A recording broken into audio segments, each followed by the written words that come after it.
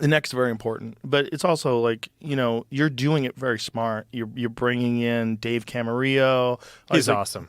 Amazing. He's awesome. You're bringing in all these like super talented people to train with you too, which is really important, and just learn systematically, probably the way you've learned all these other things, which is really so fascinating to me about MMA and jiu-jitsu in particular, is the general public has this knuckle dragging, meathead sort of perspective, and then I'm like, let me introduce you to Mikey Musumeci. Yeah.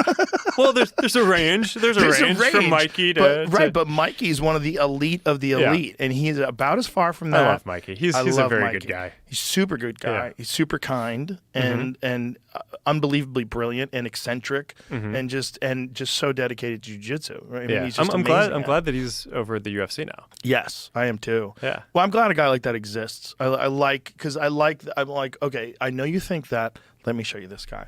And then I'm like, let me show you what it really is. Let me introduce you to these people because they're the nicest people.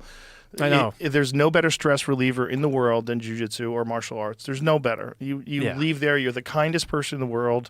You just like heal all of your aggressions out of your system. Yeah. And it's a phenomenal stress reliever because regardless of what you're going through day to day with Facebook and Meta and all the different projects you have going on, it's not as hard as someone trying to choke you unconscious. Well, it's not as acute.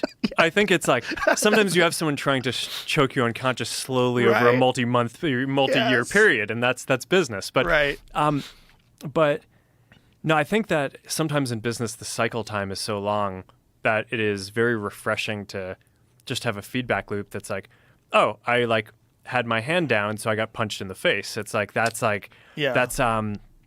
but yeah, no, it's really important to me for balance. I mean, I basically try to train every morning.